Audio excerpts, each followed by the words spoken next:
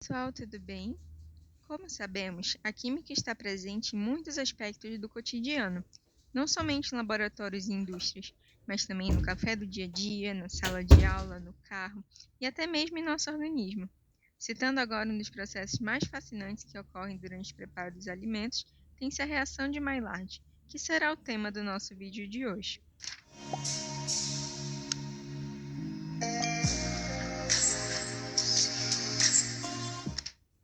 Essa reação foi descoberta pelo cientista francês Louis-Camille Maillard, lá no início do século XX. E essa reação é responsável por explicar a transformação de sabores, aromas, cores e textura de alimentos cozidos ou assados, tornando-os mais atraentes e saborosos.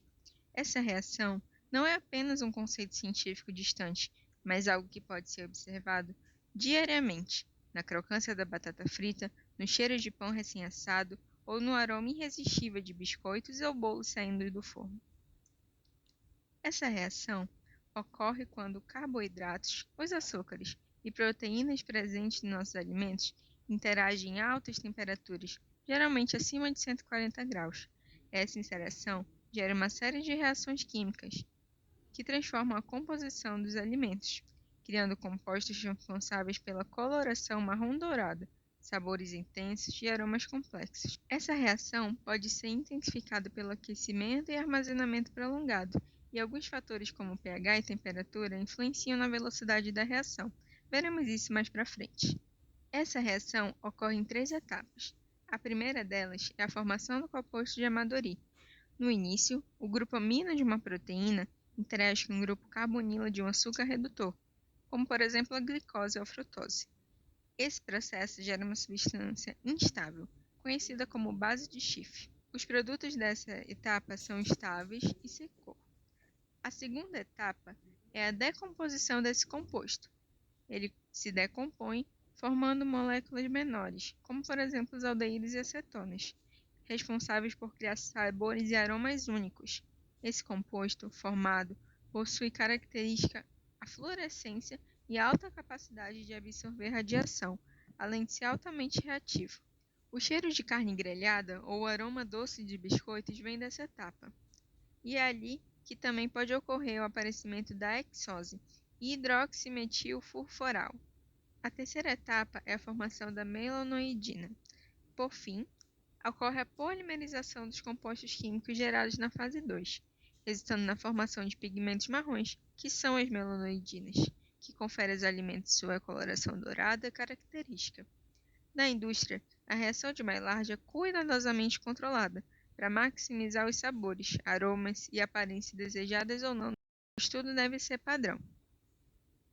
Essa daqui são as principais etapas da reação de Maillard. Então, tudo começa ali na aldose, formação dos produtos de Amadori e termina nas melanoidinas. Recomendo que pause para olhar com mais atenção. Porém, essa reação existe alguns pontos de controle. O primeiro deles é o pH, que influencia diretamente a velocidade da reação. E meio básico é a acelerada reação.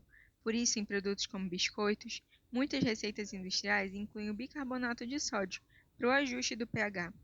Já em meio ácido, existe o retardamento da reação, sendo utilizado em alimentos que não precisam de coloração intensa. A seleção dos ingredientes é ajustada para otimizar a reação. Então, açúcares redutores como a glicose, frutose e lactose são escolhidos devido à sua alta reatividade.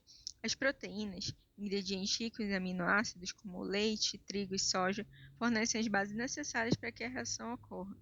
Na reação de produtos veganos, por exemplo, proteínas vegetais são combinadas com açúcares para reproduzir o aroma e o sabor de carne grelhada. O segundo ponto de controle é a temperatura. Para a torrefação, por exemplo, do café e cacau, são usadas altas temperaturas, de 180 a 240 graus, para liberar compostos voláteis, que conferem sabores e aromas característicos. No processamento de snacks, as batatas fritas, cereais e biscoitos são submetidas a temperaturas moderadas, 140 e 200 graus, garantida a formação de crocância e cores atrativas, sem queimar. As temperaturas baixas, elas retardam a reação. A velocidade da reação, ela duplica a cada aumento de temperatura, de 10 graus, mas entre 40 e 70 graus, ela é ainda mais aumentada. Outro ponto de controle é a umidade. A baixa umidade, ela favorece a reação.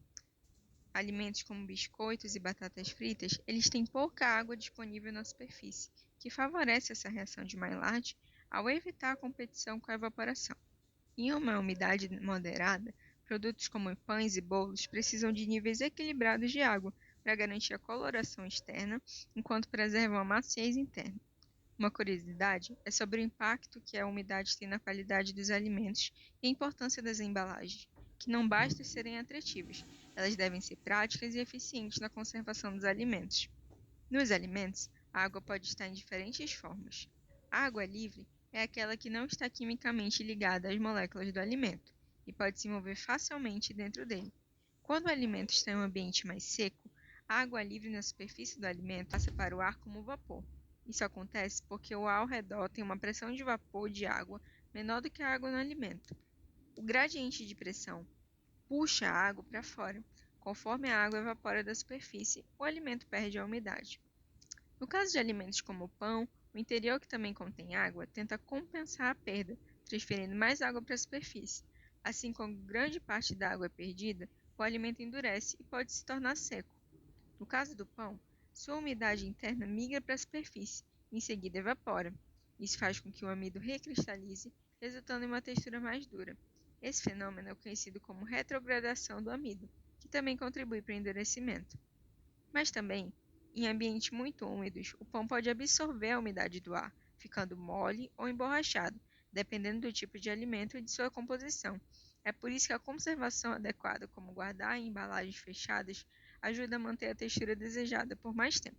É importante dizer que, embora a reação de Maillard ela seja principalmente conhecida na indústria de alimentos, ela tem algumas aplicações fora desse campo, como por exemplo na medicina e na biologia, onde é estudada para entender processos de envelhecimento em tecidos humanos e doenças como diabetes, onde compostos semelhantes às melanoidinas são formados. Também na indústria farmacêutica, alguns medicamentos sofrem alteração de cor e estabilidade devido à interação química semelhante de reação de Maillard. Também na ciência de materiais, onde a reação é usada no estudo de pigmentos naturais e sintéticos, importante na indústria dos cosméticos e tintas. Para finalizar, a reação de Maillard é uma mágica da química, que transforma alimentos simples em verdadeiras delícias, mas também vai além da cozinha, sendo uma ferramenta essencial para a ciência e a indústria. Ela nos mostra como a química está presente no cotidiano, desde o cheiro irresistível de um bolo assando até os avanços no estudo de materiais e saúde. Essas foram as referências usadas no nosso projeto e eu agradeço a atenção. Não esqueçam de nos seguir também no Instagram, Química Divulga UFPR. Até o próximo vídeo.